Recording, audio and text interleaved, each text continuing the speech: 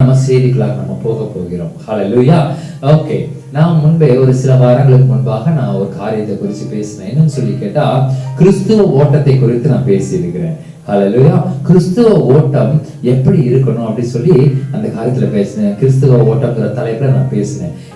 கேட்டிருந்தீங்கன்னா கேளுங்க, கேட்க மறந்துருந்தீங்கன்னா மறுபடியும் போய் அந்த காரியங்கள் எல்லாம் பாருங்க. கிறிஸ்துவ ஓட்டம் என்பது எபிரேயர் 12வது அதிகாரம் 1வது வசனத்துல, ஆகையால் மேகம் போன்ற இத்தனை திரளான சாட்சிகள் நம்மை சூழ்ந்து கொண்டிருக்க, பாரமான யாவற்றையும் நம்மை சுற்றி நெருங்கி நிற்கிற பாவத்தையும் தள்ளிவிட்டு, விசுவாசத்தை துவக்குகிறவரும் முடிக்கிறவருமாய் இருக்கிற இயேசுவை நோக்கி நமக்கு நியமித்திருக்கிற ஓட்டத்தில் பொறுமையோடே ஓடப்படுவோம். ஹல்லேலூயா, ஹல்லேலூயா.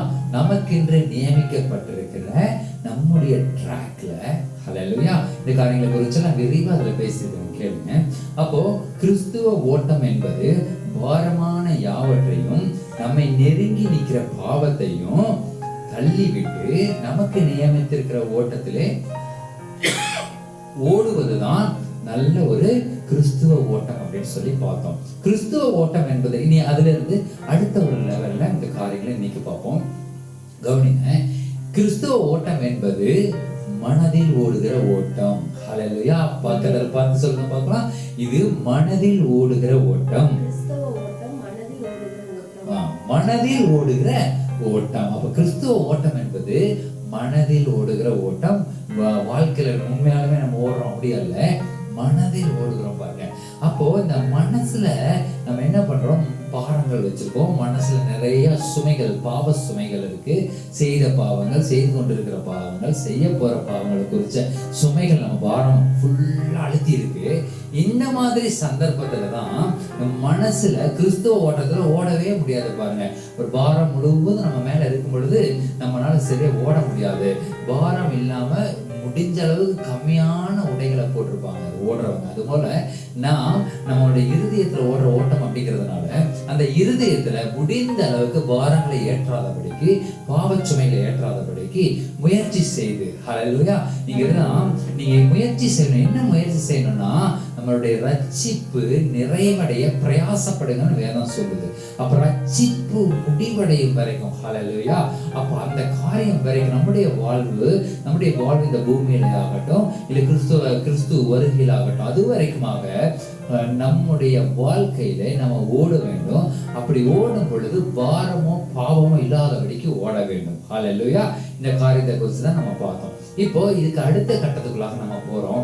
என்ன போறோம் அப்படின்னு சொல்லி கேட்டா, கிறிஸ்துவ ஓட்டம் என்பது, கிறிஸ்துவ வாழ்க்கையில் ஓட்டம் என்பது இருதயத்துல ஓடுற ஓட்டமாக இருந்தாலும் அது தடைகளை தாண்டும் ஓட்டம். ஹல்லேலூயா.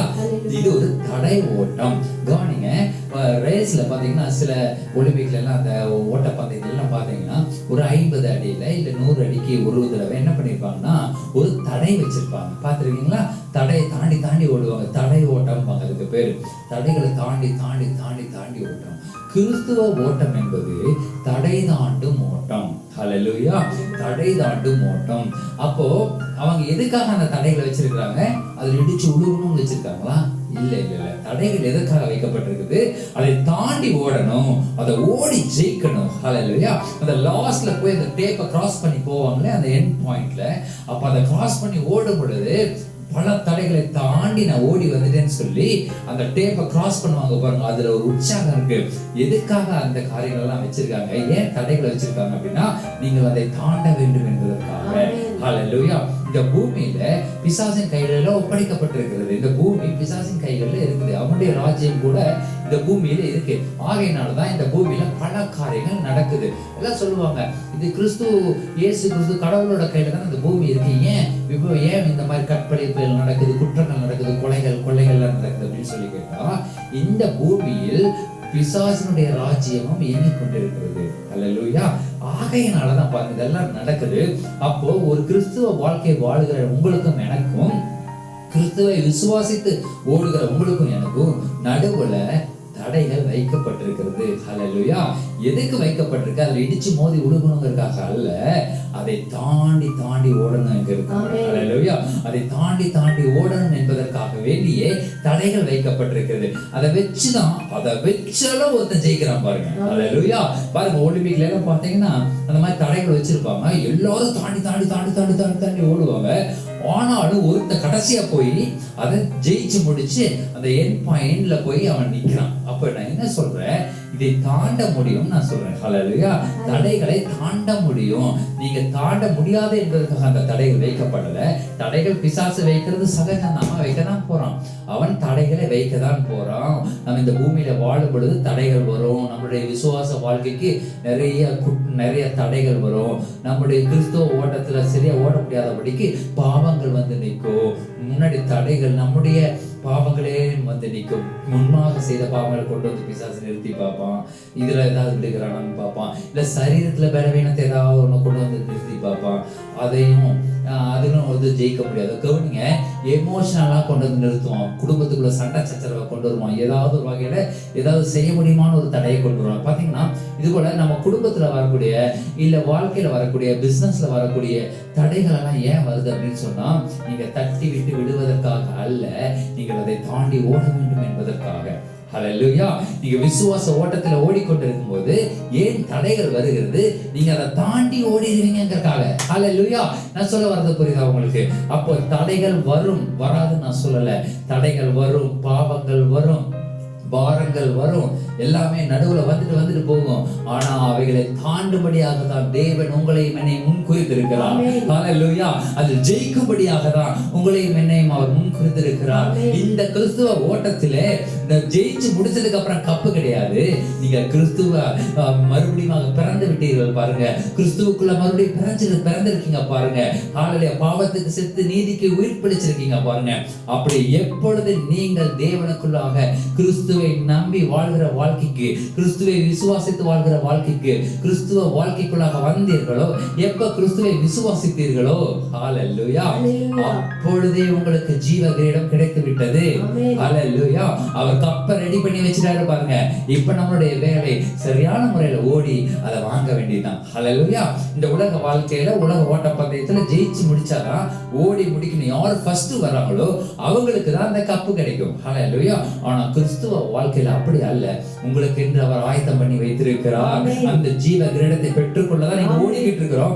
ஓடும் பொழுது சில தடைகள் முன்னாடி வந்துட்டு இருக்கு. இது தடை தாண்டும் ஓட்டம். ஹல்லேலூயா. தடை தாண்டும் ஓட்டம். அதை ஓடி முடிக்கும் பொழுது நீங்கள் கப்பா வாங்கிக்க முடியும். அந்த ஜீவ கிரீடத்தை பெற்றுக்கொள்ள முடியும். ஹல்லேலூயா. நான் என்ன சொல்றேன், கிறிஸ்தவ வாழ்க்கை அப்படி ஸ்மூத்தா போகும் நான் சொல்ல வரல. ஸ்மூத்தா போகாது. கொஞ்சம் தடைகள் இருக்கும். அதை தாண்டுபடியா தேவன் உங்களுக்கும் எனக்கும் வைராக்கியத்தை வைத்திருக்கிறார். அதை தாண்டுபடியா தேவன் உங்களுக்கும் எனக்கும் பலத்தை வைத்திருக்கிறார். ஹல்லேலூயா. வேதத்துல பாத்தீங்கன்னா நிறைய பேர் அந்த மாதிரி தாண்டி ஓடி ஜெயிச்சிருக்கிறாங்க. ஹல்லேலூயா. அதனாலதான் மேகம் போன்ற இத்தனை திரளான சாட்சிகள். எது சாட்சி? இந்த பாருங்க, ஆபிரகாம்ல இருந்து கடைசி வரைக்கும் எல்லாரும் சாட்சிகள், பவுல் வரைக்கும் எல்லாரும் சாட்சிகளா இருந்திருக்கிறாங்க. ஹல்லேலூயா. இத்தனை திரளான சாட்சிகள் இருக்கு. அதுல ஒன்னு ரெண்டு சில காரியங்கள் எல்லாரும் நல்லா தெரிந்திருந்தாலும் கூட சில சாட்சிகளை குறித்து நம்ம பார்க்கலாம். எப்படி தடைகளை தாண்ட முடியும், எந்த மாதிரி தடைகளை தாண்ட முடியும், நமக்கு தடைகளை தாண்டுவதற்கு எது உதவுகிறது. ஹல்லேலூயா. நிறைய காரியங்கள் இருக்கு. நீங்க நல்லா பிராக்டிஸ் பண்ணிருக்கணும். இப்போ ஒரு ஓட்டப்பந்தயத்துல ஒரு தடை தாண்டி ஓடுகிறவன் ஓடும் பொழுது சும்மா எடுத்த உடனே அவன் அந்த மாதிரி ஓடி தடைகளை தாண்ட முடியாது. அவனுக்கு சில பிராக்டிஸ் தேவைப்படுது. ஹல்லேலூயா. சில பிராக்டிஸ் தேவைப்படுது. Ground practice. அதுல போய் அது எவ்வளவு ஃபீட்ல அந்த ஹைட்ல இருக்குது, அதை நம்ம எப்படி தாண்டி ஓடணும், எப்படி ஸ்டெப் வைக்கணும், எந்த ஸ்டெப்புக்கு அப்புறம் காலை தூக்கி மேல போடணும், எந்த ஸ்டெப்புக்கு அப்புறம் நம்ம அதை தாண்டறதுக்கு நம்ம முயற்சி பண்ணணும், அப்புறம் போய் அங்க லேண்டிங் எப்படி கரெக்டா லேண்ட் ஆகி அடுத்து எத்தனை ஸ்டெப் ஓடணும், அதுக்கப்புறம் எவ்வளவு ஸ்டெப் கழிச்சு தாண்டணும், இப்படி ஒரு பிராக்டிஸ் இருக்கு பாருங்க. அதே போல கிறிஸ்துவ வாழ்க்கையிலும் எப்படி ஓடணும், எந்த இடத்துல ஜம்ப் பண்ணணும், எந்த இடத்துல வந்து அந்த தடைகளை தாண்ட முடியும், எங்க போய் லேண்ட் ஆகணும், இப்படி பல விதமான பிராக்டிஸ் செஷன்ஸ் இருக்குது. ஹல்லேலூயா. அதுதான் சபைகளில் நடந்து கொண்டிருக்கிறது. சபையில என்ன நடக்குது? உங்களுடைய கிறிஸ்துவ ஓட்டத்துல எப்படி ஓட முடியும்? வார்த்தைகளை கொண்டு. ஹல்லேலூயா. வேத வசனங்களை அடிப்படையாக கொண்டு, நமக்கு முன்பாக இருந்த பரிசுத்தவான்களின் வாழ்க்கை முறையை அடிப்படையாக கொண்டு எப்படி ஓட வேண்டும் என்பதை சரியான முறையில கற்றுக் கொடுக்கிற இடம்தான் சபை. ஹல்லேலூயா. இந்த சபையில என்ன நடக்குது? கிறிஸ்துவ வாழ்க்கை எப்படி ஓட வேண்டும் என்கிற ஒரு பிராக்டிஸ் செஷன் தான் நடந்துகிட்டு இருக்குது. ஹல்லேலூயா. எப்படி சொல்ல முடியும்? இதுக்கு முன்பாக பரிசுத்தவான்கள் எப்படி ஓடினாங்க? நம்ம செய்யற எல்லா பிரசங்கங்களும், நம்ம செய்கிற எல்லா அந்த செர்மன்ஸ் எல்லாம் என்ன சொல்லி கொடுக்குது? கிறிஸ்துவ வாழ்க்கை எப்படி ஓடி முடிக்க வேண்டும் அப்படிங்கிற காரியங்களை சொல்லி கொடுத்து கொண்டிருக்கிறது. அப்போ என்ன நடக்குது? இப்போ பரிசுத்தவான்கள் எப்படி ஓடினாங்க, என்ன மாதிரி எல்லாம் தடைகளை தாண்டினார்கள். குடும்ப வாழ்க்கையில ஒருத்தர் பாருங்க, இந்த உலகத்துல முக்கியமா ஒரு பெரிய தடை வரும் அப்படின்னு சொன்னா, இந்த தடையோட கிறிஸ்துவ ஓட்டம் என்பது தடை தாண்டும் ஓட்டம் நான் சொன்னேன் ஆரம்பத்திலே. அப்ப இந்த தடை தாண்டும் ஓட்டத்துல முதலாவது மிகப்பெரிய ஒரு தடை என்னன்னு சொல்லி கேட்டா, எல்லாருக்கும் தெரியும், ஒரு குடும்ப வாழ்க்கையில் இருக்கிற ஒவ்வொரு பரிசுத்தவான்களுக்கும், ஊழியக்காரர்களா இருந்தாலும் சரி, இல்ல நார்மல் செகுலர் லைஃப் வாழ்றவங்களா இருந்தாலும் சரி, யாராக இருந்தாலும் அவர்களுக்கு மிகப்பெரிய ஒரு காரியத்தை எப்படி சால்வ் பண்ணணும், எந்த மாதிரி ஞானமா நடக்கணும் அப்படின்னு சொல்லி வேதத்துல சொல்லப்பட்டிருக்குது. ஞானமாய் நடக்கிறது எங்க நடக்கணும் சொல்லுங்க பாப்போம்? குடும்பத்துல மனைவியின் இடத்துல ஞானமாய் நடக்கணும்னு வந்தது. ஹல்லேலூயா. அப்ப என்ன சொல்றேன்? இந்த உலகத்துல இருக்கிற அத்தனை பேருக்கும், அவ்வளவு பேருக்கும் முதலாவது அழகா குடும்பத்துல தாண்ட வேண்டிய ஒரு காரியம் மனைவியை ஞானமாய் நடத்துகிற காரியம். ஹல்லேலூயா. ஹல்லேலூயா. இந்த காரியத்துல யார் நமக்கு எக்ஸாம்பிள் எடுக்க முடியும் அப்படின்னு சொல்லி கேட்டா, உங்களை எந்த அளவுக்கு சமுதாயத்திலையும் நீங்கள் பணி செய்கிற இடங்களிலும், உங்களுடைய வேலை ஸ்தலங்களிலும், உங்க ஊழிய ஸ்தலங்களிலும் எப்படி உங்களை உயர்த்துகிறார்களோ, எப்படி நீங்க ஒரு பெரிய ஹீரோவா இருக்கிறீங்களோ, அப்பேற்பட்ட ஹீரோவையும் தன்னுடைய சொந்த மனைவி ஜீரோவாக்க முடியும் பாருங்க. ஹல்லேலூயா. ஹல்லேலூயா. எத்தனை பேர் கூட இருக்கீங்க? அப்போ ஒரு மனைவி எவ்வளவு பெரிய ஹீரோவா இருந்தாலும் அவனை ஜீரோ ஆக்கக்கூடிய முழு வல்லமை ஒரு மனைவிக்கு உண்டு.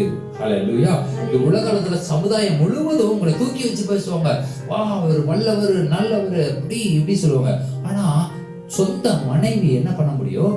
அதே பர்சனை ஜீரோ வாக்கி உட்கார முடியும். அப்படி ஜீரோ வாக்கி உட்கார வைக்கிறதுல அவங்களுக்கு ஒரு சந்தோஷம் இருந்தாலும் அவர்களும் ஜீரோ ஆகுறாங்க அந்த இடத்துல. ஹல்லேலூயா. ஒரு மனுஷன் ராஜாவா ஒரு மனைவி ஒரு மனிதனை பார்க்கும் பொழுது அப்ப அவங்க யாரு? ராணி. ஒரு மனுஷனை ராஜாவா நம்ம போற்றும் பொழுது அவருடைய மனைவி யாரு? ராணி. ஒரு மனுஷனை ஒரு பெரிய ஹீரோவா நம்ம பார்க்கும் பொழுது அவருடைய மனைவி யாரு? ஹீரோயின். அதாவது நான் என்ன சொல்ல வரேன் அப்படின்னா, நீங்கள் உங்கள் கணவனை எப்படி நடத்துகிறீர்களோ அதனுடைய வெளிப்பாடு தான் நீங்க. ஹல்லேலூயா. நீங்க அவங்களை ஜோக்கர் மாதிரி நடத்துனீங்கன்னா நீங்களும் ஜோக்கர் தான். ஏன்னா ஜோக்கரோட மனைவி. ஹல்லேலூயா. அப்ப ஒரு ராஜாவா நடத்துறீங்கன்னா ராஜாவினுடைய மனைவி ராணி. நீங்க ராணியாக முடியும். ஓகே, இது ஒரு சின்ன ஆலோசனை தான். இருந்தாலும் நான் என்ன சொல்ல வரேன் அப்படின்னு சொன்னா, வேதத்துல இருந்து சில காரியங்களை குறித்து நம்ம பார்க்கலாம். அப்போ முதலாவது மனைவியை சரியான முறையில கணவன்மார்கள் நடத்த வேண்டும். அதுலதான் அவங்க வாழ்க்கையில முதல் தடையை அவங்க தாண்டுறாங்க. ஹல்லேலூயா. முதல் தடையை எங்க தாண்டுறாங்க? தன்னுடைய மனைவியை நடத்துகிற முறையில் தான் அவங்க தாண்டுறாங்க பாருங்க. இப்ப இதுல பயங்கரமா ஆண்டவருக்கும் பிரச்சனை வராம, மனைவிக்கும் பிரச்சனை வராம, இல்ல மாமியாருக்கும் பிரச்சனை வராதபடிக்கு ஒரு கணவன் ஞானமாய் நடக்க வேண்டும் என்று வேதம் சொல்லி கொடுக்கிறது. இப்ப இதுல சூப்பரா நடந்த ஒரு மனுஷனை குறித்து நான் சொல்றேன், யோபு. ஹல்லேலூயா. யோபு பாருங்க, உங்களுக்கு நிறைய விதமான யோபுவை பத்தி நிறைய காரியங்கள் பார்த்திருக்கிறோம். இருந்தாலும் நான் சொல்றேன், சிறிய காரியத்தை சொல்றேன். யோபு எவ்வளவோ பாடுகளை அனுபவித்தாலும் அவனுக்கு மனைவியை மாத்திரம் பிசாசு விட்டு வச்சுட்டான் பாருங்க. அவனுடைய மனைவியை மாத்திரம் ஏன்? எல்லாம் பிள்ளைகள் எல்லாம் இறந்து போயிட்டாங்க, ஆடு மாடு ஓட்டம் எல்லாம் போயிடுச்சு, அவனுடைய சொத்து எல்லாம் போயிடுச்சு, எல்லா காரியங்களும் போனாலும் மனைவியை மாத்திரம் விட்டு வச்சிருந்தான் பாருங்க. ஏன்னா ஒரு மனைவினாலதான் ஹையஸ்ட் பிரஷரை ஒரு கணவனுக்கு கொடுக்க முடியும் பாருங்க. ஹல்லேலூயா. அந்த வல்லமையே அவங்களுக்கு மாத்திரம் தான் இருக்கு. ஒரு மனைவி மார்களுக்கு மாத்திரம் தான் கணவனுக்கு ஒரு ஹையஸ்ட் பிரஷரை கொடுக்க முடியும் பாருங்க. அப்படி ஒரு பிரஷரை ஒரு மனைவி கொடுக்கும் போது அதை எப்படி ஹேண்டில் பண்றாரு அப்படிங்கிறத யோபுவை குறித்து நம்ம வாசிக்கிறோம். யோபு 2வது அதிகாரம் 9வது வசனம் வாசிங்க. அப்பொழுது அவன் மனைவி அவனை பார்த்தவன் பாருங்க, எல்லாத்தையும் இழந்து போயிட்டு ஒன்னும் இல்லாத நிராயுதமானியா இருக்கிறான். அவன் உடம்புல எல்லாம் பருக்கள் எல்லாம் வந்துருச்சு, ஓட்டை எடுத்து சுரண்டிட்டு இருக்கிறான், உடம்புல எல்லாம் சீல் வடியுது, சாம்பல்ல உட்கார்ந்து இருக்கான். ஒரு பெரிய செல்வ சீமானா இருந்த ஒரு மனுஷன் இப்பொழுது சாம்பல்ல உட்கார்ந்து இருக்கிறான். அப்பொழுது அவன் மனைவி அவனை பார்த்து நீர் இன்னும் உம்முடைய உத்தமத்தில் உறுதியாய் நிற்கிறீரோ, தேவனை தூஷித்து ஜீவனை விடும் என்றார். இது பாருங்க, இது ஒரு ஹையஸ்ட் பிரஷர் யோபுக்கு. இது ரொம்ப டீசெண்டா பைபிள் எழுதியிருக்கு. இத நம்ம அவங்க எங்க இருந்து கேட்குறீங்களோ அவங்க ரீஜனல் லாங்குவேஜ்ல அதை போட்டு நீங்க கேட்டு பாருங்க. அட தூ, நீ எல்லாம் மனுஷன் இன்னும் உயிரோட இருக்கிற, செத்து போயிடு, நீ செத்து போ அப்படின்னு சொல்றாங்க. 9வது வசனத்துல நீ செத்துருன்னே சொல்றாங்க பாருங்க. ஒரு மனைவி அதிகமா ஒரு கணவனை சொல்லக்கூடிய அதிகபட்ச வார்த்தை இது. அவங்களுக்கு அதுக்கப்புறம் மனைவிக்கு வாழ்க்கை கிடையாது, இருந்தாலும் என் வாழ்க்கை போனாலும் பரவாயில்ல, நீ செத்து தொலைஞ்சிடு அப்படின்னு சொல்ற அளவுக்கு ஒரு ப்ரெஷரை கொடுக்குறாங்க. நான் ஏன் இந்த வார்த்தைகள் எல்லாம் கடுமையாக யூஸ் பண்றேன்னா, இந்த ப்ரெஷரை புரிஞ்சுக்கணும் கேட்கிறவர்கள், அதுக்காக நான் யூஸ் பண்றேன். அப்போ செத்துன்னு சொல்ற அளவுக்கு ப்ரெஷரை அந்த மனைவினால கொடுக்க முடியுது பாருங்க. அப்போ அந்த மனுஷன் யோபு என்ன சொல்றாரு தெரியுங்களா? அடுத்த வசனத்தை வாசிங்க பார்ப்போம். பைத்தியக்காரி பேசுகிறது போல பேசுகிறாய். அதற்கு அவன், நீ பைத்தியக்காரி பேசுகிறது போல பேசுகிறாய். ஏன் அப்படி சொல்றாரு பாருங்க, நினைச்சு பாருங்க. இந்த வார்த்தையை உங்களுடைய மனைவிகளை பார்த்து நீங்க பேசிட முடியுமா? பேசவே முடியாது. எந்த மனுஷனும் தன்னுடைய மனைவியை பார்த்து நீ அந்த மாதிரி பேசுகிறது மாதிரி நீ பேசுற அப்படின்னு பேச முடியாது. ஏன்னா அந்த அம்மா அப்படி பேசுறதுக்கு உண்டான அத்தனை பாசிபிலிட்டிஸ் அந்த சிச்சுவேஷன்ல இருக்கு. அந்த சூழ்நிலையில அவ்வளவு காரியங்களும் இருக்கு. ஏன்னா அவங்ககிட்ட சொத்து சுகம் கிடையாது, வீடு வாசல் கிடையாது, சரீரத்துல புண்ணு, சரீரம் முழுவதும் கெட்டு போய் சளிக்கு பறிச்சுட்டு எல்லா விதத்திலுமே அவன் பாதிக்கப்பட்டிருக்கும் பொழுது என்ன சொல்றா, மனைவி செத்து போயிடுன்னு சொல்லும் பொழுது அந்த யோபு சொல்றான், எனக்கு நான் உயிரோட இருக்கிறதுக்கு இந்த ரீசன் இருக்குன்னு சொல்றதுக்கு ரீசனே கிடையாது. நான் உயிரோட இருக்கிறதுக்கு இந்த காரணத்தோட தான் இருக்கேன்னு சொல்றதுக்கு வாய்ப்பே கிடையாது. அந்த மாதிரி சூழ்நிலையில கூட நீங்க இருக்கலாம் பாருங்க. நீங்க உயிரோட இருக்கிறதுக்கு சூழ்நிலையே இல்லாம இருக்கலாம். அந்த நேரத்துல இன்னும் அதிகமான பிரஷர் உங்க மேல போடலாம். ஆனா அந்த நேரத்துல கூட யோபு ஒரு காரியத்தை சொல்றாரு, தேவனிடத்துல இருந்து நன்மையை பெற்ற நாம். ஹல்லேலூயா. வாசிங்க பார்ப்போம். 10. தேவன் கையில் நன்மையை பெற்ற நாம், தேவன் கையில் நன்மையை பெற்ற நாம் தீமையையும் பெற வேண்டாமோ என்றான். பெற வேண்டாமோ என்றான். இவைகள் எல்லாவற்றிலும் யோபு தன் உதடுகளினால் பாவம் செய்யவில்லை. ஹல்லேலூயா. அவர் ஏதோ தெரியாமன்னா காரியங்கள் அவருக்கு வெளிப்படல. என்ன விஷயம் சொல்லி கேட்டா, தேவனிடத்திலிருந்து நன்மையை பெற்ற நாம் தீமையை பெற வேண்டாமோ அப்படின்னு சொல்லி அவர் சொல்றாரு. அப்போ தீமையை கொடுத்தது யாரு? தேவன் தான் கொடுத்தாருன்னு சொல்லி நினைச்சிட்டு இருக்கிறாரு. ஆனா தேவன் அல்ல, தீமையை பிசாசு தான் கொடுத்தான். அவன் தான் அந்த தீமைகளை எல்லாம் கொடுத்தான். அப்போ என்ன விஷயம் அப்படின்னு சொல்லி கேட்டா, அவன் பாருங்க அப்பயும் அவனுடைய உத்தமத்துல நிற்கிறான். மனைவியை சொல்லும் பொழுது, மனைவி நீ செத்துருன்னு சொல்லும் பொழுது, நீ நன்மையை பெற்ற நீ தீமையும் பெற வேண்டாமான்னு சொல்லி ஒரு பெரிய தடையை அழகா காண்றாரு பாருங்க. ஹல்லேலூயா. அவன் அந்த தாண்டக்கூடிய அதுதான் திரளான மேகம் போன்ற திரளான சாட்சிகள்ல இது ஒரு முக்கியமான சாட்சி. தன்னுடைய மனைவி தன்னை பாதிக்கும் பொழுது, நோய் தன்னை பாதிக்குது, வறுமை தன்னை பாதிக்குது, இழந்து போன எல்லா காரியங்களும் தன்னை பாதிக்குது, எல்லா பிள்ளைங்களும் இறந்து போயிட்டு நினைச்சு பாருங்க. பிள்ளைகள் எல்லாம் இழந்து போயிருக்கிற சூழ்நிலை அவன் எவ்வளவு பாடுபட்டு இருப்பான். அப்போ எல்லா சொத்து சுகம் கூட பரவாயில்ல, மறுபடியும் மீண்டும் கிடைச்சிடும். நான் பிள்ளைகள் எல்லாம் இழந்து போன சூழ்நிலையிலையும் தன்னுடைய சரீரத்துல சுகத்தையும் பலத்தையும் இழந்து போய் அவன் உட்கார்ந்து இருக்கும் பொழுது கூட அவன் சொல்றான், தேவனிடத்திலிருந்து நான் நன்மையை பெற்றேனா, நான் தீமையும் பெற வேண்டாமா? பரவாயில்ல, அறியாம சொன்னாலும் அந்த மாதிரி ஒரு காரியத்தை சொல்லி தன்னுடைய மனைவிக்கு பதில் சொல்லுகிறதை நம்ம பார்க்கிறோம். ஹல்லேலூயா. அப்போ என்ன விஷயம், அவங்கனால எவ்வளவு பிரஷர் கொடுக்க முடியும், அவ்வளவு ஒரு பிரஷர் கொடுத்தாலும் யோபு அந்த காரியத்தை தாண்டினான்னு பார்க்கிறோம். அப்போ தடைகளை தாண்டுவதில் முதலாவது என்ன காரியம்? தன்னுடைய மனைவியை ஞானமாய் நடத்துகிற காரியம். ஹல்லேலூயா. அதுதான் முதல் தடை. உங்களுடைய கிறிஸ்துவ வாழ்க்கையில எல்லா காரியத்திலும் சரி, மனைவியை நீங்க ஞானமாய் நடத்திட்டீங்கன்னா போதும். அதுக்கப்புறம் உங்களுடைய கிறிஸ்துவ வாழ்க்கை அருமையா ஓடும். நான் அனுபவத்துல நான் சொல்லுகிறேன், மனைவியை சரியான முறையில நடத்தும் பொழுது உங்களுடைய ஓட்டம் சரியான விதத்துல இருக்கும். ஹல்லேலூயா. அப்போ அதே போல நிறைய பரிசுத்தவான்கள் இதுல பார்க்கிறோம்.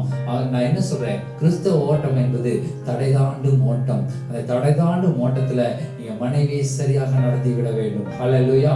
மனைவி அடுத்ததாக சரியா என்ன சொல்றேன், பிசாசினுடைய தந்திரங்கள். ஹல்லேலூயா. பிசாசினுடைய தந்திரங்களுக்கு எதிர்த்து நிக்கிற மாத்திரம் இல்ல, அவன் கொண்டு வருகிற தடைகளை நீங்க மேல தாண்டி ஓட வேண்டும் சொல்றேன். ஹல்லேலூயா. பாருங்க, அதே போல யோசேப்பினுடைய வாழ்க்கையிலும் கூட யோசேப்பு என்ன செய்தார், அவருடைய வாலிப வயதுல சரியான முறையில ஓட்டத்தை ஓடினார். கடவுளோடு கூட, தேவனோடு கூட, அவருடைய திட்டத்தோடு கூட அவர் பயணித்துக் கொண்டிருந்தார். அவருடைய திட்டத்தோடு கூட அவர் ஓடிக்கொண்டிருந்தார். யோசேப்பு என்ன செய்தாரு, அவர் ஒரு அருமையான ஒரு தடையை தாண்டினார். பாருங்க, அவர் ஒரு நல்ல வாலிப பிராயத்துல இருக்கிற ஒரு பிள்ளை. ஹல்லேலூயா. ஒரு வாலிப பிராயத்துல எவ்வளவோ காரியங்கள், இன்னைக்கு பாருங்க வாலிபர்கள் எவ்வளவோ சிந்தனைகள்ல ஓட்டிட்டு இருக்காங்க. அவங்களுடைய பார்வையிலேயே அவங்க வாழ்ந்துடுறாங்க பாருங்க. ஹல்லேலூயா. அவங்களுடைய பார்வையே அவங்களுடைய வாழ்க்கையே வாழ வச்சிருது. அவங்களுடைய வாழ்க்கையினுடைய முழு காரியத்தை அந்த பார்வையை கொண்டு வந்து விடுகிறது. ஆனா யோசேப்பினுடைய பார்வை வேறு விதமாக இருந்தது. தேவன் என்னிடத்துல கொடுத்த, தேவன் எனக்காக கொடுத்த திட்டம் என் வாழ்க்கையில இருக்குதுன்னு சொல்லி, ஹல்லேலூயா, அது போல ஒரு தீர்மானத்தை எடுக்கணும்னு நான் ஆசைப்படுறேன். ஒவ்வொரு வாலிப பெண்களும் வாலிப பசங்களும் பாருங்க, தேவன் தன்னிடத்துல வைத்த சரியான திட்டம் ஒவ்வொருடைய வாழ்க்கையிலும் அவருடைய கருவில் உருவாவதற்கு முன்பாகவே தேவன் திட்டத்தை வைத்து விடுகிறார். அந்த திட்டத்தின்படி செயல்பட விடாதபடிக்கு பிசாசு பல தடைகளை கொண்டு வருகிறான். கிறிஸ்துவ ஓட்டத்தில் இரண்டாவதாக நம்ம எடுக்க வேண்டிய தடை, விபச்சாரத்துக்கு விலகி ஓடணும். ஹல்லேலூயா. ஹல்லேலூயா. ரொம்ப முக்கியம் பாருங்க, வேசித்தனத்தின் ஆவி நமக்குள்ளாக வந்து கிரியை செய்ய ஆரம்பிச்சிடும். அதுவும் வாலிப வயதுல அதிகமா கிரியை செய்யும். வயதாக எல்லாம் உத்தமர் ஆயிடுவாங்க. அப்படி அல்ல, வயதாகும் பொழுதும் அது கிரியை செய்துட்டே இருக்கும் பாருங்க. ஹல்லேலூயா. நான் என்ன சொல்றேன், எந்த காலகட்டமாக இருந்தாலும் சரி, வேசித்தனத்தின் ஆவிக்கு இடம் கொண்டாதிருங்கள். அந்த தடை வரும்பொழுது அதை அழகா தாண்டணும் பாருங்க. எப்படி தாண்டணும் அந்த செகண்ட்ல நீங்க நினைக்கணும், நீங்க யார் என்பதை நீங்கள் புரிந்து கொள்ள வேண்டும். ஹல்லேலூயா. தேவ திட்டம் உங்களுக்குள் எப்படி இருக்கிறது என்பதை நீங்கள் புரிந்து கொள்ள வேண்டும். தேவன் உங்களிடத்துல பெரிய திட்டங்களை வைத்திருக்கும் பொழுது நீங்கள் வேசி மார்க்கத்தோடு நடந்தால், அல்லது விபச்சார எண்ணத்தோடு கூட நீங்க நடந்து கொண்டு இருந்தா அந்த காரியம் நிறைவேறாது. தேவனுடைய திட்டம் வாழ்க்கையில நிறைவேறாது. ஆனால் தேவனுடைய திட்டத்தோடு கூட சரியான முறையில் நீங்கள் நடக்கும் பொழுது, அவருடைய திட்டத்தின் மையத்துல நீங்க இருக்கும் பொழுது அந்த எண்ணங்களுக்கு இடமில்லாமல் போயிடும். அந்த காரியத்தை இரண்டாவதாக தாண்ட வேண்டும். ஹல்லேலூயா.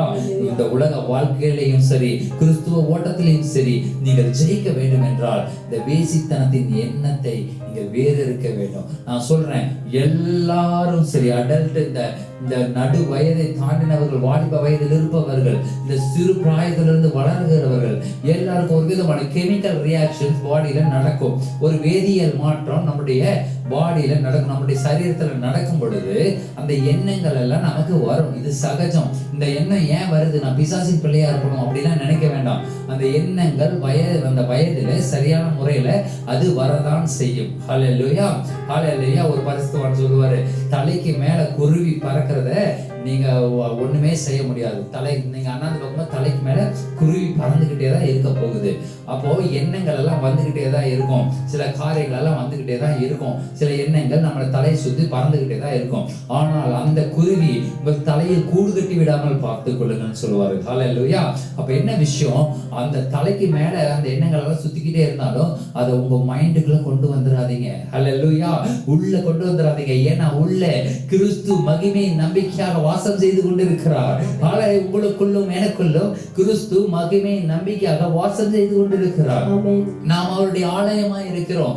ஆகையினால அந்த குருவி தலையில கூடி கட்டி விடாம பார்த்து கொள்ளுங்க. அது ரொம்ப முக்கியம் பாருங்க. அப்போ அந்த எண்ணங்கள் வராது நான் சொல்லல, வரும். வந்துச்சுனாலும் தேவனுடைய சிந்தனைக்கு, கிறிஸ்து எனக்குள் வாசமாய் இருக்கிறார், கிறிஸ்துவுக்கு விரோதமாக எழுப்புகிற எல்லா மேட்டுமையான எண்ணங்கள், எல்லா விதமான பாவ இச்சையின் காரியங்களை நான் வேறு இருக்கிறேன். இயேசு கிறிஸ்துவின் நாமத்தினால இந்த எண்ணம் என்னை விட்டு போகட்டும்னு வாயை திறந்து சொல்லிருங்க. அல்லேலூயா.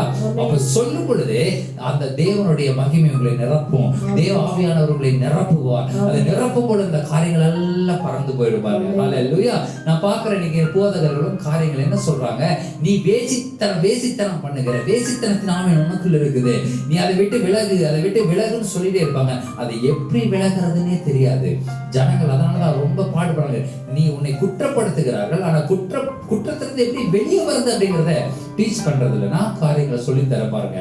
நீங்கள் வாயை திறந்து நான் தேவனுடைய பிள்ளை, நான் கிறிஸ்துவனுடைய சாயலாய் இருக்கிறேன், நான் தேவ சாயலில் படைக்கப்பட்டிருக்கிறேன், நான் ராஜ்யத்தின் பிள்ளை, தேவ ராஜ்யத்தின் பிள்ளை, நான் இதை செய்வது எப்படி, நான் இயேசு கிறிஸ்துவின் நாமத்தினாலே கிறிஸ்துவுக்கு விரோதமாக எல்லா மேட்டுமையான எண்ணங்களையும் பாவ இச்சைகளையும் ஹல்லேலூயா நான் சிலுவையில் அறைந்து விட்டேன்னு சொல்லுங்க. வாயை திறந்து சொல்லுங்க பார்ப்போம். அப்படி சொல்ல சொல்ல சொல்ல அந்த எண்ணங்கள் உங்களை விட்டு வெளியே போயிடும். இல்லாட்டி அந்த எண்ணங்கள் இன்னும் அதிகமா போயிடும். ஹல்லேலூயா, இன்னும் அதிகமா உள்ள டம்ப் ஆகும். நான் சொல்றேன், நான் கிறிஸ்துவின் பிள்ளைன்னு சொல்லுங்க. நான் கிறிஸ்துவின் பிள்ளை, கிறிஸ்துவின் சாயல், நான் தேவனுடைய சாயல், அவருடைய ஓன் இமேஜ். ஹல்லேலூயா. அப்போ அப்படி படைக்கப்பட்ட நான் மற்ற காரியங்களை சிந்திப்பது எப்படி அப்படின்னு சொல்லி நான் சொல்ல சொல்ல சொல்ல பிசாசினுடைய காரியங்கள் உங்களை விட்டு விலகிறது நீங்க பார்க்க முடியும். ஹல்லேலூயா. வாயை திறந்து அறிக்கை செய்யுங்கள், அந்த காரியங்கள் எல்லாம் விட்டு விடுங்கள். யோசேப்பு கிறிஸ்துவும் தெரியாது, அவருக்கு ரத்தமும் அதாவது ரத்தத்தினுடைய உடன்படிக்கை கிடையாது, இயேசு கிறிஸ்துவுடைய பாவங்களுக்காக மறிக்கவில்லை, இயேசு கிறிஸ்துவுடைய காரியங்களை குறித்து அவனுக்கு தெரியாது. ஆனாலும் அவன் உத்தம மார்க்கத்தில் நின்றான். ஹல்லேலூயா. சன்மார்க்கமாய் நின்றான். தேவன் என்னை பார்த்து கொண்டிருக்கிறாருன்னு நின்னான். ஹல்லேலூயா. தேவன் என்னை பார்த்துட்டு இருக்கிறாருன்னு சொன்னா யோசேப்புக்கே அவ்வளவு பரிசுத்தம் இருக்குமானா தேவன் எனக்குள் வாசம் செய்கிறார்னு சொல்ற அந்த இடம் எவ்வளவு பரிசுத்தமா இருக்க வேண்டும். ஹல்லேலூயா. அப்போ அவன் பரிசுத்த இந்த யோசேப்புக்குள்ள உள்ள கிறிஸ்து இல்ல, ரத்தம் இல்ல, அவருடைய மீட்பு இல்ல, எந்த காரியமும் இல்லை. ஆனால் இப்போ உங்களுக்கும் எனக்கும் அதை விட மேலான காரியங்கள் இருக்கிறது. கிறிஸ்து மகிமையின் நம்பிக்கை உங்களுக்குள் வாசம் செய்து கொண்டு இருக்கிறார். ஆவியானவர் உங்களுக்கு வந்து செயல்படுகிறார், உங்களை ஆட்டி வைக்கிறார். ஹல்லேலூயா. உங்களை நகர்த்துகிறார். உங்க எல்லா காரியங்களும் இயேசு பரிசுத்த ஆவியானவர் செய்து கொண்டிருக்கிறார். பாருங்க, நீங்க அவரால் தான் நகர்றீங்க, அவரால் தான் நீங்க உட்கார்ந்து இருக்கீங்க, அவரால் தான் நீங்க தூங்குறீங்க. பரிசுத்த ஆவியானவர் நீங்கள் எது செய்யும் பொழுது உங்களோடு கூட அசைவாடி கொண்டிருக்கிறார். ஹல்லேலூயா. அந்த ஒரு அவேர்னஸ் இருந்துச்சுன்னா போதும், உங்களுக்கு பாவ எண்ணங்கள் உங்களை விட்டு அகன்று போறதை நீங்க பார்க்க முடியும். ஹல்லேலூயா. நான் வராதுன்னு சொல்லல, குருவி பறக்கும், கூடு கட்ட விடாதீங்க. தேவ ஆவியானவர் உங்களுக்குள் இருப்பதனால அதெல்லாம் கலைச்சு போட்டு எல்லாத்தையும் உங்களை விட்டு வெளியே அகற்றி போட்டு விடுங்கள். சரி, வசன ஆதாரங்களை நம்ம பார்ப்போம். ஜெனிசிஸ் 39 எடுங்க பார்ப்போம். ஆதியாகமம் 39வது அதிகாரம் 12வது வசனம் சொல்லுகிறது, அவள் அவனுடைய வஸ்திரத்தை பற்றி பிடித்து, போத்திபாரோட மனைவி அவனுடைய வஸ்திரத்தை பற்றி ஏன் பற்றி பிடிக்கிறான்? அவன் ரொம்ப அழகா இருக்கா, பார்க்கறதுக்கு ரொம்ப சௌந்தரியவானா இருக்கிறான். கவனி, இன்னைக்கு எல்லா வாலிபர்களும் சரி, வாலிப பெண் பிள்ளைகளும் சரி, தன்னை அழகுபடுத்தி கொள்ள வேண்டும் நினைக்கிறோம். பாருங்க, அப்போ தேவனுடைய சாயல் உங்களுக்குள் இருப்பதனால நீங்க ஆட்டோமேட்டிக்கா ரொம்ப அழகா இருக்கிறீங்க. ஹல்லேலூயா. நீங்க ரொம்ப அழகா இருக்கிறதுனால பாத்தீங்கன்னா, எனக்கு பார்க்கறதுக்கு ரூபம் எப்படி இருந்தாலும் நீங்க பார்க்கறதுக்கு நல்லா இருக்கீங்க, ஸ்மார்ட்டா இருக்கீங்கன்னு சொல்லுவாங்க. நான் சொல்லுவேன், எல்லாம் தேவ சாயல் தான். ஹல்லேலூயா. எல்லாம் தேவ சாயல் நமக்குள் இருப்பதனால, நாம் கிறிஸ்துவை பிரதிபலிப்பதனால நாம் அழகாக இருக்கிறோம். இதுதான் உண்மை. என்ன உண்மை? நாம் கிறிஸ்துவுக்குள் வாழும் பொழுது அவருடைய சாயல் நமக்குள் பிரதிபலிக்கிறது. பிரதிபலிக்கும் பொழுது அடுத்தவர்களுக்கு அது அட்ராக்ட் ஆகும். பாருங்க, அப்போ எல்லா வாலிபர்களும், கிறிஸ்துவ வாலிப பெண்கள், ஆண்கள் எல்லாரும் என்னன்னா அட்ராக்ட் ஆவாங்க, அட்ராக்ட் பண்ணுவாங்க அடுத்தவங்களை. அது ரொம்ப சகஜம். அதே போல தேவனுடைய சாயலில் படைக்கப்பட்ட யோசேப்பு அவன் வாலிப வயதுல ரொம்ப அழகா இருந்தான். பாருங்க, போத்திபாரனுடைய மனைவி அவன் மேல பிரியப்பட்டு அவனுடைய வீட்டில் யாரும் இல்லாத போது ஒரு சந்தர்ப்பம் வந்து என்ன பண்றான், அவனுடைய வஸ்திரத்தை பிடிச்சு அவனை இழுக்கிறான். ஏதோ ஒரு காரியத்துக்காக வேண்டி. படிங்க வாசம். என்னோட சயனி என்றால் அவனோ தன் வஸ்திரத்தை அவள் கையிலே விட்டு வெளியே ஓடி போனான். ஹல்லேலூயா. கவனிங்க, நாம் பாவம் செய்யாமல் இருப்பதற்கு முக்கியமான காரணம் என்ன என்றால், நீங்கள் விபச்சாரம் செய்யாமல், எல்லாரையும் சொல்லல, பாவ எண்ணங்கள் கொண்டவர்கள் விபச்சாரமோ வேசித்தனமோ செய்யாமல் இருப்பதற்கு முக்கியமான ஒரு ரீசன் வாய்ப்பு கிடைக்காமல் இருக்கிறது. ஹல்லேலூயா. வாய்ப்பு கிடைத்தது என்றால் பாவம் செய்யக்கூடிய சுவாபம் உடையவர்கள் தான் எல்லாருமே. இந்த உலகத்துல மனிதனா படைக்கப்பட்டு ஆதாமினுடைய ஆதாமினுடைய மீறுதல் நிமித்தமா, ஆதாமினுடைய கீழ்ப்படியாமை நிமித்தமா இந்த பூமியில பாவம் வந்த பிறகு இந்த பூமியில இருக்கிற அத்தனை மனிதர்களும் வாய்ப்பு கிடைக்காதனால அவங்களுக்கு பாவம் செய்யாமல் இருக்கிறார்கள். வாய்ப்பு கிடைத்தால் எல்லாருமே பாவம் செய்யக்கூடியவர்கள் தான். ஹல்லேலூயா. ஆனால் கிறிஸ்துவை சுமந்து கொண்டு, கிறிஸ்துவை ஏற்றுக்கொண்டு, அவருடைய இரத்தத்தினால கழுவப்பட்ட ஜனங்கள் வாய்ப்பு கிடைத்தாலும் உள்ள ஒரு பயம் இருக்கும். பாவம் என்ன நமக்குள் வராமல் இருப்பதற்கு ஒரு பயம் இருக்கு பாருங்க. அந்த பயம் கிறிஸ்துவினால வந்த பயம். ஹல்லேலூயா. அப்ப கிறிஸ்துவினால வந்த பயம்னா, கிறிஸ்து எனக்கு வாசம் செய்கிறார், நான் இந்த பாவத்தை செய்ய முடியாது அப்படின்னு சொல்லி நமக்குள்ளாகவே கிறிஸ்து வாழ்கிறதுனால நமக்கு அந்த ஒரு வித்தே நமக்குள் கிடையாது. அப்படி ஒரு சீடு நமக்குள்ளே கிடையாது. நமக்குள்ள அந்த காரியங்கள் எல்லாம் மாறிவிட்டது. ஆனால் இப்படி மாறுவதற்கு முன்பாகவே நிழலின் உடன்படிக்கையில் இருந்த காலகட்டங்களில் கூட யோசேப்பு என்ன செய்யறான்? தன்னுடைய வஸ்திரத்தை விட்டு ஓடணும் பாருங்க. ஹல்லேலூயா. எவ்வளவு ஒரு சன்மார்க்கமான ஒரு வாழ்க்கை. ஹல்லேலூயா. அவனுக்கு கிறிஸ்து கூட தெரியாது. ஆனாலும் அவன் என்ன பண்றான்? தேவனுக்கு பயந்து இருந்ததுனால அவன் என்ன பண்றான்? அவனுடைய வஸ்திரத்தை விட்டு ஓடி போறான். இந்த செய்தியினுடைய தலைப்பு என்ன? தடை தாண்டும் ஓட்டம். ஹல்லேலூயா. நீங்கள் உங்களுடைய வாழ்க்கையிலே பாவ காரியங்கள், பாவ இனங்கள் உங்களை தொடும் பொழுது நீங்க வஸ்திரம் இல்லாம கூட ஓடிடலாங்க. ஹல்லேலூயா. ஆனால் வஸ்திரம் இல்லாமல் கூட ஓடுனா நீங்க பரலோகத்துக்குள்ள போயிடலாம். நான் என்ன சொல்றேன்? நீங்கள் பாவத்துக்கு விலகி ஓடும் பொழுது வஸ்திரம் கூட இல்லையா, ஓடிருங்க நான் சொல்றேன். ஹல்லேலூயா. பாவத்துக்கு விலகி ஓடி விடுங்க. அந்த தடை தாண்டும் ஓட்டம்ங்கிறது அதான். அவன் பாருங்க, இப்படி ஒரு விபச்சார எண்ணம், வேசித்தனத்தின் ஆவி அவனை பிடித்த போது கூட அவனை பிடிச்சிருச்சு. அதான் டெட் எண்டு. நல்லா வாய்ப்பும் இருக்கு. அந்த வீட்டுல யாரும் கிடையாது, வீட்டுல வேலை செய்யறவங்க எல்லாம் யாரும் இல்லை. இப்போ யோசேப்பும் அந்த போர்த்திபாரின் மனைவி மாத்திரம் தனித்து இருக்கும் பொழுது கூட வாய்ப்பு கிடைச்சும் கூட 100% வாய்ப்பு இருக்கு. அந்த வாய்ப்பு கிடைத்தும் கூட ஹல்லேலூயா, யோசேப்பு அந்த சூழ்நிலை விட்டு நான் பாவம் செய்ய மாட்டேன், என் எஜமானுக்கு விரோதமாக நான் எந்த காரியமும் செய்ய மாட்டேன்னு சொல்லி அவன் தேவனுக்கு விரோதமாக எதுவும் செய்ய மாட்டேன், தேவ திட்டம் எனக்குள்ள இருக்குதுங்கிறத அவன் மனசுல வச்சது நிமித்தமாக அவன் அந்த பாவ காரியங்கள்ல இருந்து ஓடி அந்த தடையை தாண்டினா பாருங்க. ஹல்லேலூயா. எத்தனை பேர் இந்த தடைகளை தாண்ட ரெடியா இருக்கீங்க? ஹல்லேலூயா. உங்களுக்கு வாய்ப்பு கிடைத்தாலும் கிடைக்காவிட்டாலும் பாவ காரியங்களுக்கு நான் உடன்பட மாட்டேன் என்று உறுதியாக நின்று அந்த தடையை தாண்டி ஓடணும் பாருங்க. ஹல்லேலூயா. அதுதாங்க கிறிஸ்துவ வாழ்க்கை. இந்த உலக ஜனங்கள், உலகத்துல கிறிஸ்துவை அறியாத ஜனங்கள் ஈஸியா பாவத்துல மாட்டிக்குவாங்க, ஈஸியா செஞ்சிருவாங்க. வாய்ப்பு கிடைச்சுன்னா ஈஸியா செய்ய முடியும். ஆனா ஒரு கிறிஸ்துவ வாழ்க்கை என்பது அப்படி அல்ல. நீங்கள் பாவம் உங்கள் கண்ணா வந்தாலும் உங்களுக்கு வாய்ப்பு இருந்தாலும் கூட அதை எப்படி தாண்ட வேண்டும் என்பதற்கு இந்த பழைய ஏற்பாட்டு பரிசுத்தவானாகிய அந்த யோசேப்பினுடைய காரியத்தை பார்க்கும் பொழுது தெரியும் பாருங்க. ஹல்லேலூயா. முதலாவது தடை நம்ம தாண்டினது எப்படி? மனைவியோடு கூட எப்படி ஞானமாய் நடக்கிறதுங்கிற ஒரு காரியங்கள். இரண்டாவது ஒரு காரியம் என்ன? விபச்சாரம், வேசித்தனத்துக்கு விலகி ஓடக்கூடிய காரியங்கள். ஹல்லேலூயா. இந்த தடைகளை நாம் தாண்டி ஓடும் பொழுது கிறிஸ்துவ வாழ்க்கையில, ஹல்லேலூயா, கிறிஸ்துவ ஓட்டத்துல ஒரு வெற்றியுள்ள ஒரு வாழ்க்கை வாழ முடியும், ஜெயமுள்ள ஒரு ஓட்டத்தை நாம் ஓட முடியும். ஹல்லேலூயா. இது போல நிறைய காரியங்கள் இருக்கு. நேரம் கம்மியா இருக்கிறதுனால நான் இன்னும் ஷார்ட் பண்றேன். இயேசு கிறிஸ்து எவ்வளவோ தடைகளை தாண்டி ஓடினார். ஹல்லேலூயா. இந்த தடை தாண்டும் ஓட்டத்துல இயேசு கிறிஸ்துவினுடைய ஓட்டம் ரொம்ப முக்கியமானது. அடுத்து பவுல் எவ்வளவோ காரியங்களை தாண்டி ஓடினார். பேதுரு எவ்வளவோ தடைகளை தாண்டி ஓடினார். ஹல்லேலூயா. இயேசு கிறிஸ்து பாருங்க, 40 நாள் உபவாசம் இருந்து அவர் வரும் பொழுது பிசாசு நிறைய தடைகளை, எல்லா காரியங்களையும் போடுறான். இந்த உலகத்துல 3 தாங்க பாவம். இந்த உலகத்துல 3 தான் பாவம். வேதம் சொல்லுகிறபடி 3 காரியங்கள் தான் பாவமான காரியங்கள். 1 மாம்சத்தின் இச்சை, கண்களின் இச்சை, ஜீவனத்தின் பெருமை. இந்த 3 தான் பாவம் பைபிள் டிஃபைன் பண்ணுது. அப்ப இந்த 3 காரியங்களை எப்படி இந்த 3 தான் எல்லாமே கவர் ஆகுது. இந்த உலகத்துல பாவத்தினுடைய அடிப்படை கோர்ல போய் என்னன்னு பாத்தீங்கன்னா இந்த 3ல ஏதோ ஒண்ணு இருக்கும். மாம்சத்தின் இச்சை, கண்களின் இச்சை, ஜீவனத்தின் பெருமை. இந்த 3 காரியங்கள் தான் இருக்கும். இதை குறித்து முன்பே நான் பேசியிருக்கிறேன். ஆகையினால் அதை போய் முடிஞ்சா அதை பாருங்க. அப்போ இந்த 3 காரியங்கள் தான் உலகத்துல மொத்தமாவே பாவம் இருக்கிறது. அப்போ பாவத்தினுடைய அடிப்படையெல்லாம் இந்த 3 காரியங்கள்ல இருந்து தான் வருகிறது. இயேசு கிறிஸ்து இந்த 3ஐயும் ஜெயித்தார் பாருங்க. ஹல்லேலூயா. முதலாவது அந்த மத்தேயுல வர காரியத்தை, மத்தேயு 4 இல்ல, மத்தேயு 4வது அதிகாரத்துல நீங்க எடுத்து வாசிப்பீர்களா? நான் பைபிள் கிடைச்சதுன்னா எடுத்து வாசிச்சு பாருங்க. மத்தேயு எழுதின சுவிசேஷம் 4வது அதிகாரத்துல பாத்தீங்கன்னா இயேசு கிறிஸ்து பரிசுத்த ஆவியினாலே வனாந்திரத்துக்கு கொண்டு செல்லப்பட 40 நாள் இரவும் பகலும் சாப்பிடாம இருந்தாரு. சாப்பிடாம தண்ணி குடிக்காம 40 நாள் உபவாசம் இருந்தாரு. அவன் உபவாசம் இருந்து 40 நாள் முடிவுல பிசாசு வந்து சில காரியங்கள் எல்லாம் அவர்கிட்ட கேட்கிறான், அவர்கிட்ட சொல்றான்.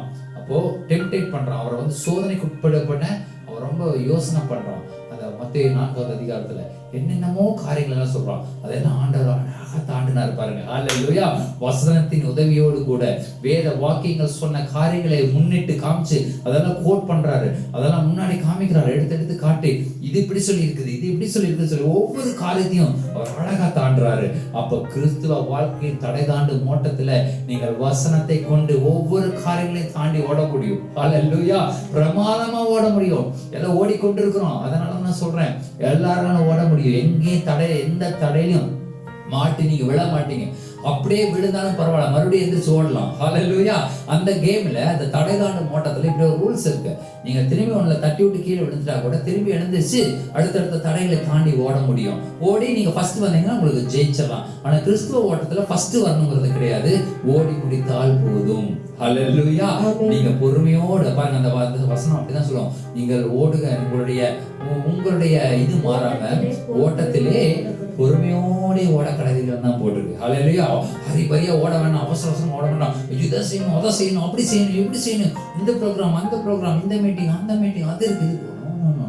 கிறிஸ்துவ வாழ்க்கை என்பது நீங்கள் தடை தாண்டு ஓட்டமாக இருந்தாலும் பொறுமையா ஹேண்டில் பண்ணலாம் பாருங்க. ஹல்லேலூயா.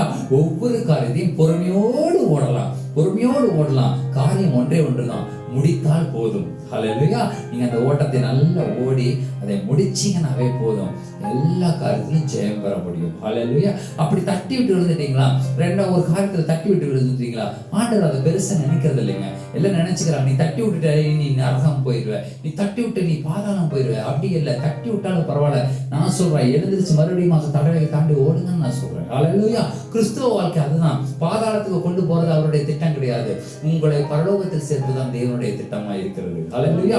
தேவனுடைய பிரதான திட்டம் என்ன? உங்களை பரலோகத்தில் சேர்ப்பதுதான். எப்படியாவது பரலோக ராஜ்யத்தில் உங்களை பங்கடைய செய்வதுதான் தேவனுடைய திட்டமாய் இருக்கிறது. ஹல்லேலூயா. எப்படியாவது நீங்க அந்த வின்னிங் ஷாட் அடிச்சிடணும். வின்னிங் ஷாட் அடிச்சோம்னா கிரிக்கெட்ல பாத்தீங்கன்னா லாஸ்ட்ல நிக்கிற லாஸ்ட் பேட்ஸ்மேன் வின்னிங் ஷாட் அடிக்கிறதுக்காக தான் கேலரியில் இருக்கிற அத்தனை பேரை வெயிட் பண்ணுவாங்க. ஹல்லேலூயா. அப்போ எல்லாரும் அப்படிதான் வெயிட் பண்ணுவாங்க. அவங்களும் சரி, இந்தியன் டீம் ஒரு இந்தியா போய் விளையாடுது, கடைசியில தோனி வந்து நிக்கிறாரு. அவர் வந்து எப்படியாவது அந்த வின்னிங் ஷாட் அடிக்கணும்னு எல்லாம் ஆர்வமா பார்த்துட்டு இருப்பாங்க. ஹல்லேலூயா.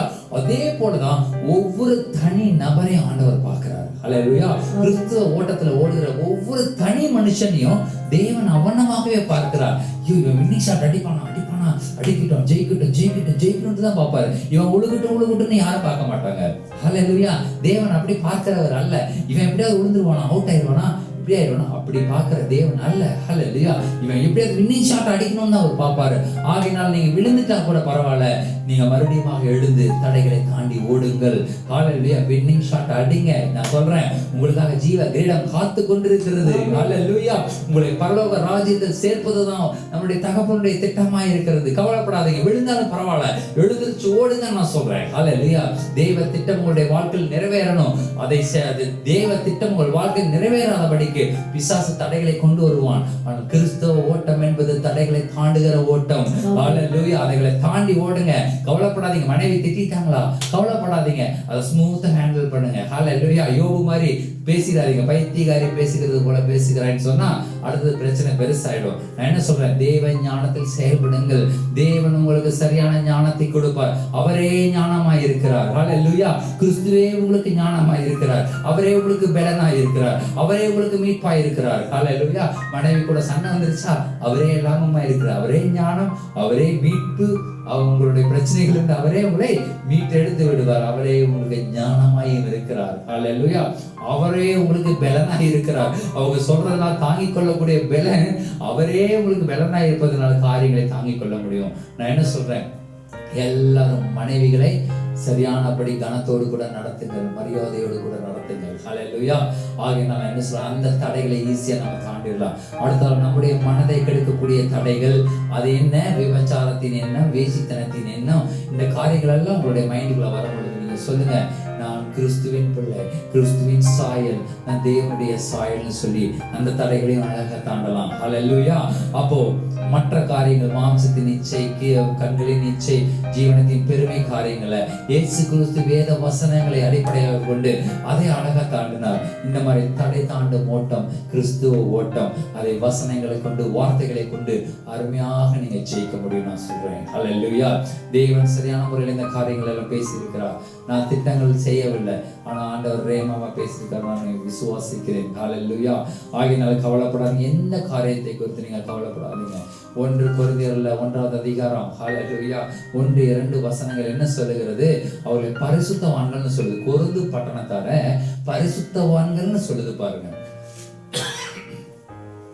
1 கொரிந்தியர் 1வது அதிகாரம் 1வது வசனம் 2வது வசனம். தேவனுடைய சித்தத்தினாலே இயேசு கிறிஸ்துவின் அப்போஸ்தலன் ஆகும்படி அழைக்கப்பட்டவனாகிய பவுலும் சகோதரனாகிய சொஸ்தெனேயும் கொரிந்துவிலே கிறிஸ்து இயேசுவுக்குள் பரிசுத்தமாக்கப்பட்டவர்கள். ஹல்லேலூயா. கவனிங்க, பரிசுத்தமாக்கப்பட்ட கிறிஸ்து இயேசுவுக்குள் பரிசுத்தமாக்கப்பட்டவர்கள். இன்னைக்கு நீங்களும் நானும் கிறிஸ்து இயேசுவுக்குள் பரிசுத்தமாக்கப்பட்டவர்கள். ஹல்லேலூயா.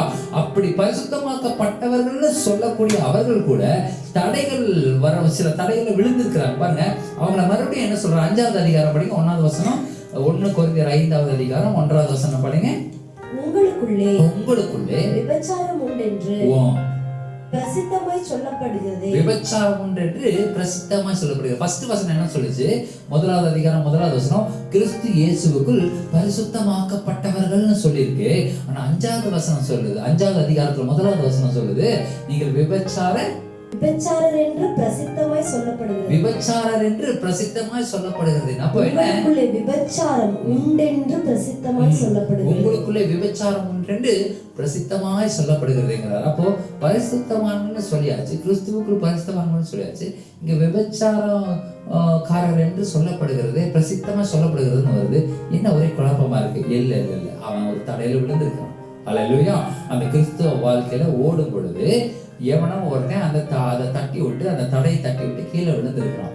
ஆகையும் அவன் கிறிஸ்துவ ஓட்டத்தில் ஓடுகிறதுனால மறுபடியும் அவன் அந்த தடைகளை ஜெயித்து, பாவங்களை ஜெயித்து மறுபடியும் ஓட முடியும். இன்னைக்கு நீங்களும் நானும் எங்கேயோ விழுந்த மாதிரி இருக்கா? நீங்க எங்கேயாவது விழுந்த மாதிரி இருக்கா? ஹல்லேலூயா. நீங்க எங்கேயாவது விழுந்துட்டீங்களா? ஏதாவது தடையில கால் பட்டு கீழே விழுந்துட்டீங்களா? கவலைப்படாதீங்க, கிறிஸ்துவுக்கு நீங்கள் பரிசுத்தவான்கள்னு சொல்லப்பட்டிருக்கிறது. ஹல்லேலூயா. நீங்கள் அந்த இடத்துல விழுந்தாலும் சரி, கவலைப்படாதீங்க, மறுபடியும் எழுந்து ஓடுங்கள்.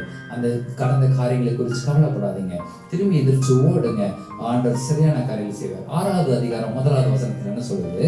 1 கொரிந்தியர் 6வது அதிகாரத்துல 1வது வசனம் என்ன சொல்லுது? மறுபடியும் விழுகிறான் சில காரியங்கள்ல. 6வது அதிகாரம் 1வது வசனம் சொல்லுங்க. உங்களில் ஒருவனுக்கு வேறொருவனுடைய வழக்கு உண்டானா பாருங்க, வழக்கு அது ஒரு தடை. பாருங்க, யாராவது ஒருத்தங்கிட்ட ஆர்கியூமெண்ட் வந்துருது. எப்பவுமே பாருங்க, இந்த வாயை வச்சுதான் பிசாசு நிறைய விளையாடுவான். அப்போ வாயை வைத்து உங்களுக்கு ஆர்கியூமெண்ட் வந்துருச்சுன்னா அதுலயும் ஒரு தடை வந்துருச்சு. அப்போ கிறிஸ்துவுக்குள் பரிசுத்தவான்கள் ஆக்கப்பட்டவர்கள் சொன்னவர்கள் விபச்சாரத்துல ஒரு தடவை விழுந்துடலாம், அடுத்தது வாயை கொடுத்து ஒரு தடவை விழுந்துடலாம், வழக்கு உண்டாகுது, ஆர்கியூமெண்ட் வருது, அதுல ஒரு தடவை விழுகிறான். அந்த மாதிரி விழுந்து விழுந்து விழுந்து விழுந்து எந்திரிச்சாலும் பரவாயில்ல. கிறிஸ்துவ வாழ்க்கையில நீங்க தடைகளை தாண்ட பழகி கொள்ளுங்கள். வேத வசனங்களை, ஆண்டவருடைய வார்த்தைகளை முன்னிட்டு அந்த காரியங்கள் எல்லாம் தாண்டி தாண்டி தாண்டி தாண்டி ஓட பழகிட்டீங்கன்னா போதும், தேவ ஆவியானவர் உங்களை நடத்துகிறத நீங்க பார்க்க முடியும். ஹல்லேலூயா. ஹல்லேலூயா. இது உண்மை, சத்தியம். பாருங்க, உண்மையாக தேவ ஆவியானவர் நம்மை நடத்துகிறத பார்க்க முடியும். தடைகளை தாண்டுங்க. வழக்கு உண்டாகுதா? தடைகளை தாண்டுங்க. விபச்சாரம் என்ன வருதா? தடைகளை தாண்டுங்க. ஹல்லேலூயா. நான் கிறிஸ்துவுக்குள் இருக்கிறேன், கிறிஸ்து எனக்குள் இருக்கிறார். ஹல்லேலூயா. வாசிங்க எபேசியர் கொலோசியரை வாசிச்சுட்டே இருங்க. தேவன் உங்களுக்குள் இருக்கிறதை புரிந்து கொள்ள முடியும். இயேசு கிறிஸ்து மகிமை நம்பிக்கையாக உங்களுக்குள் இருக்கிறத நீங்க புரிந்து கொள்ள முடியும். எபேசியர் the queen of Ephesus சொல்லுவாங்க, நிரூபங்களின் ராணி. அதை எடுத்து வாசிங்க, எபேசியர் எடுத்து வாசிங்க. கர்த்தர் உங்களுடைய பாவ வாழ்க்கையிலிருந்து உங்களை அப்படியே வெளியே உருவாரு பாருங்க. ஹல்லேலூயா. எப்படி ஒரு முள்ளு கால் ஏறிடுச்சுன்னா அதை அப்படி களைஞ்சு களைஞ்சு களைஞ்சு களைஞ்சு எடுக்க முடியும். சின்ன அப்படியே அதை சுத்தி சுத்தி சுத்தி சுத்தி கொஞ்சம் கொஞ்சமா களைஞ்சு கொண்டு ஒரு முள்ளு கால் ஏறிடுச்சு, அதை எப்படி வெளியில எடுப்பாங்க? அதை சுத்தி கொஞ்சம் கொஞ்சமா குத்தி குத்தி குத்தி அந்த இடத்தெல்லாம் ரெடி பண்ணி இப்போ கடைசி அந்த முள்ளை வெளியில உருகிடுவாருங்க. ஹல்லேலூயா.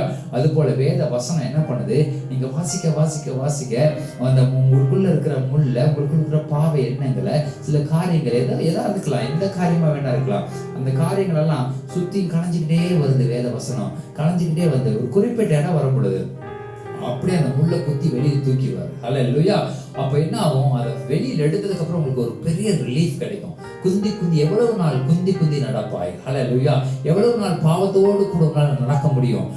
தேவனுக்கு ஒப்பு கொடுத்தா போதும், தேவ வார்த்தைக்கு ஒப்பு கொடுத்தா போதும், வசனங்களுக்கு ஒப்பு கொடுத்தா போதும், இந்த வேத வாக்கியங்களுக்கு நீங்க ஒப்பு கொடுத்தீங்கன்னா போதும், தேவன் அவையற்ற எல்லாம் கலைந்து வெளியெடுத்து விடுவார். அப்பதான் கிறிஸ்துவ ஓட்டத்தில் நீங்க ஓடும் பொழுது சரியானபடி ஓட முடியும். ஹல்லேலூயா. அப்பதான் கிறிஸ்துவ ஓட்டத்தில் நீங்க ஓடும் பொழுது தடைகளை தாண்ட முடியும். காலில் முள் இருந்துச்சுன்னா தடைகளை தாண்டி திரும்பி லேண்ட் பண்ண முடியுமா? காலை கொண்டு தரையில ஓட முடியுமா? முடியாது. ஏன்?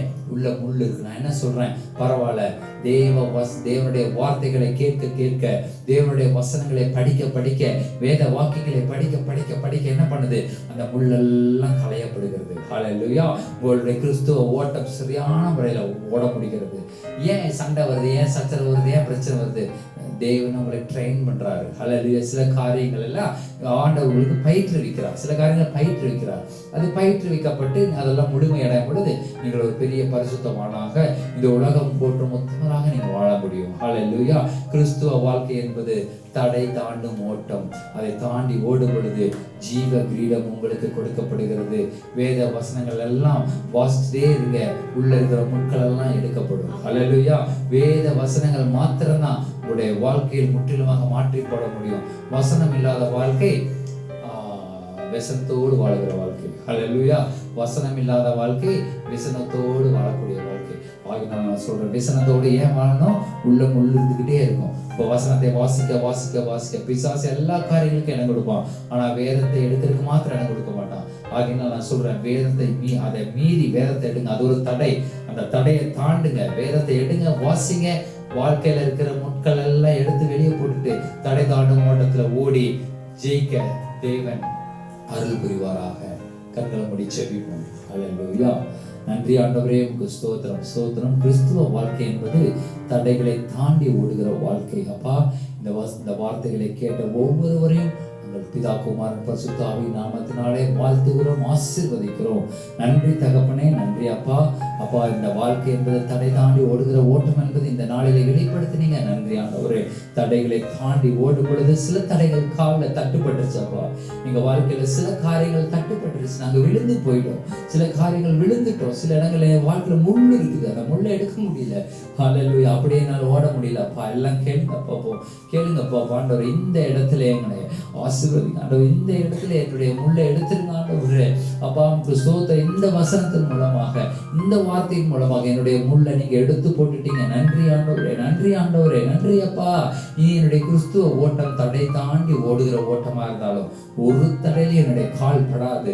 எல்லாவற்றையும் இலகுவ நான் தாண்டி போயிடுவேன். காலையில் இவ்வளவு நாள் ஏன் இவ்வளவு தடைகள் வருதுன்னு யோசிச்சேன். ஆனா இப்பதான் தெரிஞ்சது, கிறிஸ்துவ ஓட்டம் என்பது தடை தாண்டுகிற ஓட்டம் என்பது. ஹல்லேலூயா. தடைகள் வரும். ஹல்லேலூயா. இந்த உலகத்துல உபத்திரவங்கள் உண்டு, ஆனாலும் திடன் கொள்ளுங்கள், நான் இந்த உலகத்தை ஜெயித்தேன்னு சொல்லியிருக்கீங்க. எஸ் லார்ட், நீங்க இந்த உலகத்தை ஜெயித்திருக்கிறீங்க. அப்பா, இந்த உபத்திரவம் ஏமாத்திரம், ஹல்லேலூயா, இந்த பூமியில இருக்கிற உபத்திரவங்கள் ஏமாத்திரம், நீங்க ஜெயிச்சிருக்கீங்க. ஜெயித்த ஒருவர் எங்களுக்கு முன்பாக இருக்கிறார். ஜெயித்த ஒருவர் எனக்குள்ளாக இருக்கிறார். ஜெயித்த ஒருவனுடைய ஆவி எனக்குள்ளாக இருக்கிறது. நானும் ஜெயிக்க போகிறேன். ஹல்லேலூயா. எல்லாம் சொல்லுங்க, நானும் ஜெயிக்க போகிறேன். இந்த பாவ வாழ்க்கையில இருந்து ஹல்லேலூயா நான் மீண்டெழுக போகிறேன். இனி இந்த no more sin, no more sin. ஹல்லேலூயா. ஸ்தோத்திரம் ஆண்டவரே. இனி எந்த வகையில பாவ வாழ்க்கையில கிரியேட் செய்ய முடியாது. ஏன்னா ஜெயித்த ஒருவர் எனக்குள்ளாக இருக்கிறார். ஹல்லேலூயா. பாவங்களை மேற்கொண்ட ஒருவர் எனக்குள்ளாக இருக்கிறார். ஹல்லேலூயா. ஸ்தோத்திரம் அப்பா. இந்த தடைகளை தாண்டி ஓடுகிற ஓட்டத்திலே ஆண்டவரே, குடும்பத்தை சரியான முறையில நடத்தும்படியாக தேவ ஞானம் வெளிப்படட்டும். அதுல இருக்கிற தடைகள் எல்லாம் இலகுவா தாண்டுபடியாக ஆண்டவரே, மனைவியும் ஞானமாய் நடத்தக்கூடிய ஞானம் ஒவ்வொருவருக்கும் வரட்டும் என்று சொல்லி ஜெபிக்கிறேன். ஹல்லேலூயா. அப்பா, ஸ்தோத்திரம். வேசித்தனத்தின் ஆவிகள், விபச்சார ஆவிகள் என்று தடைகளை கொண்டு வருகிற எல்லா ஜெசபேலின் ஆவி, the spirit of Jezebel, hallelujah, ஒவ்வொருவரையும் இந்த வார்த்தையை கேட்ட ஒவ்வொருவரையும் விட்டு விலகி போ என்று கட்டளை கொடுக்கிறேன் இயேசு கிறிஸ்துவின் நாமத்தினால. விபச்சார எண்ணங்களை கொண்டு வந்து, வேசித்தனத்தின் எண்ணங்களை கொண்டு வந்து சரீரத்தை கெடுத்து கொண்டிருக்கிற ஒவ்வொரு ஆவிகளை நான் இப்பொழுது சபித்து வெளியேற்றுகிறேன். Out in the name of Jesus Christ of Nazareth. Hallelujah. நன்றி தகப்பனே, நன்றி ஆண்டவரே. அப்பா, இந்த எண்ணத்துக்கு இன்றோடு நாங்கள் முற்றுப்புள்ளி வைக்கிறோம்.